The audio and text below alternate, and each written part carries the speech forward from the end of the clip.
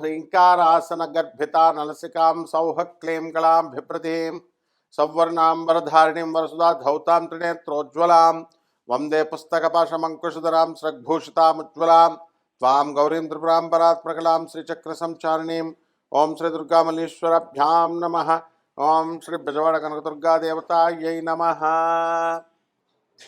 శని మనకి మేషరాశిలోకి సుమారు ఫిబ్రవరి 13వ తేదీ 2026 సంవత్సరంలో మారబోతున్నాడు. ఆ తర్వాత కొంతకాలం ఉన్న తర్వాత మళ్ళీ జూలై నెలలో మనకి మీనరాశిలోకి సవ్యదశలోకి రాబోతున్నాడు. ఈ కారణంగా మనకి అనేకమైనటువంటి మార్పులు ద్వాదశ రాశుల్లో వస్తాయన్నమాట. అలాగే ఈ జూలై తర్వాత మళ్ళా ఆగస్టు ఆ ప్రాంతంలో మనకి శని సంచారం అనేటటువంటిది 2026 3 సార్లు జరుగుతుందన్నమాట. ఈ కారణంగా శనీశ్వరుడు ఏం చేస్తాడంటే, శనీశ్వరుడు ఏముందండి ఏలినాటి శనిలో ఏం చేస్తాడండి, ఏం చేయడు. అర్ధాష్టమ శని, అష్టమ శని, ఒక నూనె అభిషేకం చేస్తే సరిపోద్ది. లేకపోతే ఒక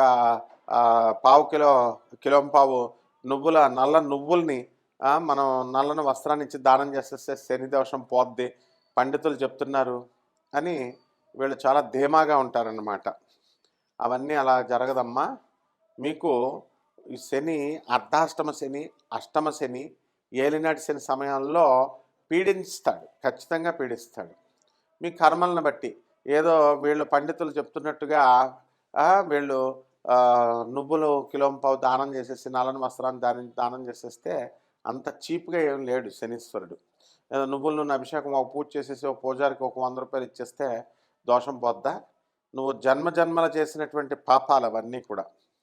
తల్లిదండ్రులకి మీరు తిండి పెట్టకపోయినా, అంతకుముందు ముసలాళ్ళని వంశంలో వాళ్ళని చూడకపోయినా, గురువుల్ని నిందించిన తర్వాత పేదవారికి, వికలాంగులకి, అనాథలకి, సాధువులకి దాన ధర్మాలు రెగ్యులర్గా చేయకపోయినా ఇవన్నీ కూడా శని దోషాలు సంక్రమిస్తాయి. ఇతరులను నిందించిన ఇవన్నీ మనిషి తెల్లవారితే లేచి రాత్రి పడుకునేదాకా చేసేవన్నీ కూడా అపరాధాలే, అందులో డౌటే లేదు. మేము ఏ తప్పు చేయలేదండి, ఏ తప్పు నువ్వు చేసే పాలిటిక్సే తప్పు. అందువలన ఇవన్నీ కూడా శనీశ్వరుడు ఒప్పుకోడనమాట. శనీశ్వరుడు క్రమశిక్షణాయుతమైనటువంటి ప్లానెట్ కాబట్టి ఎవరిని ఎంత పరిధిలో ఉంచాలి, ఎవరిని ఏం చేయాలి అనేటటువంటిది శనీశ్వరుడు మీకు నేర్పిస్తాడు. లవర్ అని చెప్పేసి చిన్నప్పటి నుంచి ముడ్డి గడిగి నీకు పెంచి పెద్ద చేసి ఇచ్చేస్తే తల్లికి తిండి పెట్టవా నువ్వు?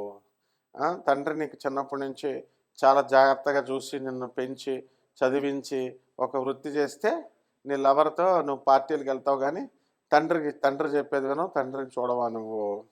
తండ్రి అడిగితే నువ్వు డబ్బులు ఇస్తావా? అంత మొనగాడివి అయిపోయావా? ఇవన్నీ కూడా శని చూస్తూ ఉంటాడనమాట. అదే లవర్ పిలవగానే కాఫీ షాప్కి, ఇంట్లో పిల్లం నగలు కూడా తీసుకెళ్ళేసి లవర్లకు ఇచ్చేస్తారు. ఇవన్నీ తప్పులు కాదు.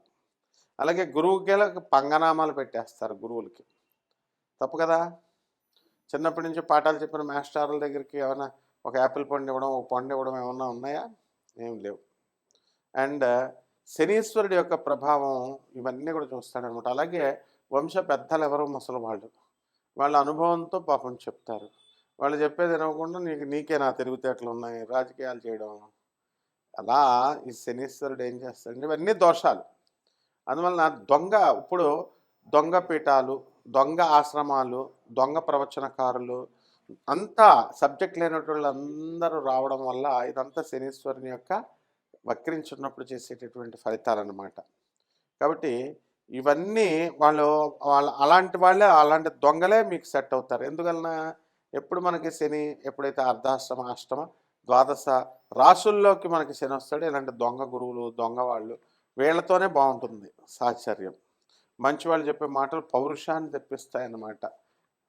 కాబట్టి జీవితంలో ఎదగాలంటే ఫస్ట్ లాయల్టీ ఉండాలి, నిజాయితీ, క్రమశిక్షణ, డిసిప్లిన్ ఉండాలా, ట్రాన్స్పరెన్సీ ఉండాలా. ఇలాంటివన్నీ కూడా ఉంటాయి. కాబట్టి ఇవన్నీ కూడా నేర్చుకోవాల్సినటువంటి అవసరం ఉంది. ఇవన్నీ కూడా ద్వాదశ రాశుల వారి మీదకి ఎలాగా ఈ యొక్క జాతకాలు అనేటటువంటివి ఈ శని రాశి మార్పు వల్ల ఎలా జరుగుతాయో చూద్దాము. అలాగే ఇవన్నీ కూడా రాశి ఫలాలు మనం ఈ స్కెలిటన్ ఐడియాగా సింబాలిక్ రిప్రజెంటేషన్గా కోట్ల మందికి కామన్ ప్లాట్ఫారం మీద చూసి చెప్పేటటువంటి రాశి ఫలాలు ఇవన్నీ కూడా.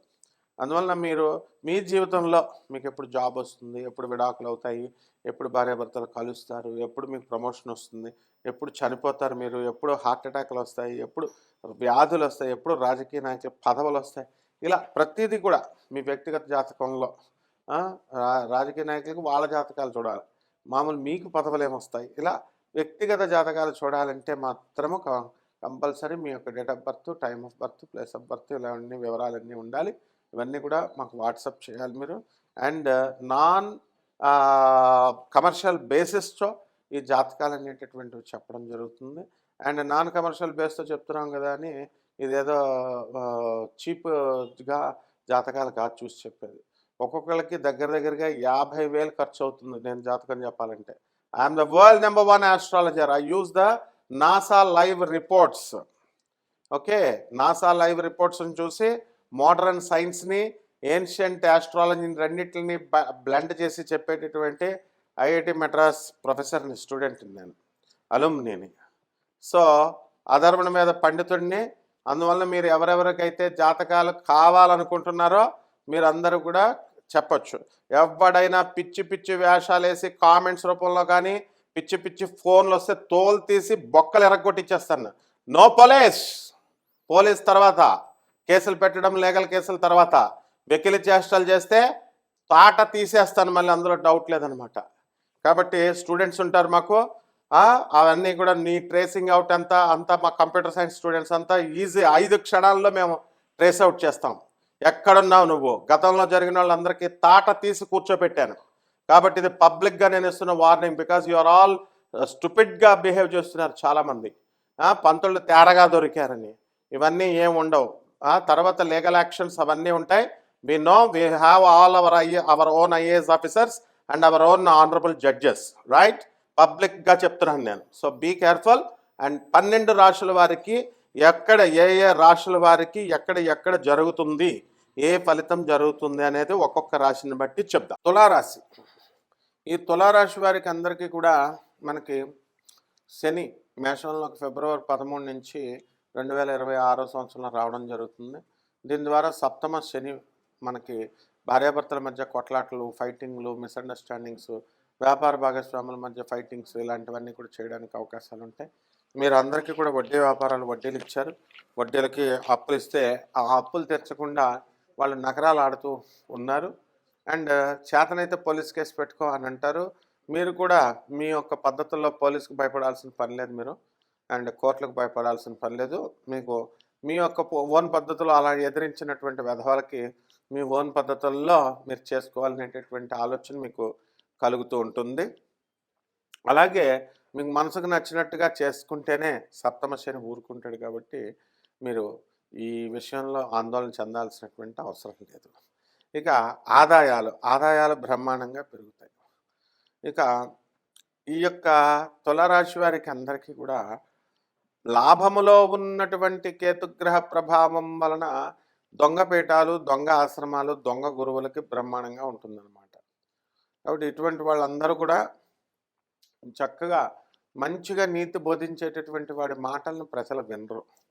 కాబట్టి దొంగ మాటలు వింటారు. కాబట్టి చక్కగా ఉంటాయి అటువంటి వాళ్ళ బిజినెస్లు. అండ్ వాళ్ళని నమ్ముకున్నటువంటి వాళ్ళంతా కూడా ఈ యొక్క తులారాశిలో ఉన్నటువంటి వాళ్ళంతా కోర్టుల చుట్టూ తిరగడమే. ఇప్పుడు ప్రజెంట్ ఏంటంటే మీ ఆస్తి మీ నాన్న వేరే వాళ్ళకి రాసి ఇచ్చేసేయడం, సెకండ్ సెటప్ పెట్టుకుని, దానికి 20 సంవత్సరాల నుంచి మీరు తిరుగుతున్నారు, మీ చేతికి రాదు కొంతమందికి. ఇలా రకరకాల బాధలు. కాబట్టి మీ పొలాన్ని మీరు వెళ్ళి కోర్టులో ఇది నాది అని మీరు నిరూపించుకోవాల్సినటువంటి పరిస్థితి. అవతల ఆఫ్టర్ ఆల్ కూలి పడేస్తే వచ్చినటువంటి లాయరు, మీరు ఆ పొలానికి 12 కోట్ల పొలానికి మీ తాతల తరాల నుంచి వచ్చినటువంటి అధిపతులు మీరు, మిమ్మల్ని వాడొచ్చి డిఫెన్స్ లాయర్ యగాదిగా చూస్తాడు. చూడండి కర్మ. ఎవరో గవర్నమెంట్ అపాయింట్ చేసినటువంటి జడ్జి వచ్చి మీకు తీర్పు ఇవ్వాలి, ఈ పొలం ఏదైనా క్రాస్ ఎగ్జామినేషన్లన్నీ ఫేస్ అవ్వాల్సిన అవసరం వచ్చింది. ఇటువంటి దుస్థితిలో ఈ యొక్క తులారాశి వారు ఉన్నారు. తప్పదు, డెస్టినీ. అలాగే విద్యార్థులను కనుక మనం తీసుకున్నట్లయితే ఆ విద్యార్థులు కూడా మనకి బ్రహ్మాండమైనటువంటి సంపాదన, చదువు అనేటటువంటిది వస్తుంది. అండ్ లివింగ్ ఇన్ రిలేషన్స్లో ఉన్నటువంటి వాళ్ళంతా కూడా మీరు దెబ్బతినడానికి అవకాశాలు ఉన్నాయి. కాబట్టి ఒక స్త్రీ మూలకంగా ఈ యొక్క తులారాశి వారు దెబ్బతింటారు. ఈ యొక్క పంచమంలో ఉన్నటువంటి ఈ యొక్క రాహుగ్రహ ప్రభావం వలన మొండివాళ్ళయ్యి మీరు అనుకున్న పనులు అనుకున్నట్టు సాధించాలని చూసుకుంటూ ఉంటారు. కాబట్టి పరిహారాలు ఏంటంటే కుజగ్రహానికి మీరు శాంతి చేసుకోవాల్సినటువంటి అవసరం ఉంది. ఆ కుజ మామూలు ఏదో జపాలు ఇవన్నిటి వల్ల ఏం కాదు. కాబట్టి ఆ అమ్మవారు చిన్నమస్తా అమ్మవారి యొక్క మంత్రోపదేశం తీసుకోవాలా. ఆ మంత్రాన్ని మీరు ఉచ్చరించి ఆ మంత్రాన్ని మీరు చేసుకున్నట్లయితే తప్పకుండా అమ్మవారికి పాలు, పళ్ళు ఇలాంటి వాటితోనే నైవేద్యం పెట్టాలి. ఎవరో వెధవ చెప్తున్నాడని చెప్పేసి మటను, చికెను, మందుబాట్లు ఇలాంటివన్నీ కూడా పెట్టకూడదు. ఇలా కనుక పెట్టినట్లయితే వాడు పరువు పోయింది, వాడు డౌన్ఫాల్ అయ్యాడు, వాడిని ఫాలో అయినటువంటి ఫాలోవర్స్ కూడా డౌన్ఫాల్ అయ్యారు. అందువలన ఇదంతా కూడా చరిత్ర ప్రజలంతా కూడా కళ్ళతో చూస్తున్నారు. కాబట్టి జాగ్రత్తగా చూసుకొని ఓన్లీ దక్షిణాచారంలో జగద్గురు అయినటువంటి ఆదిశంకరాచార్యులు వారు చెప్పిన పద్ధతులు మాత్రమే చేసుకోవాలా. శుభమస్తు.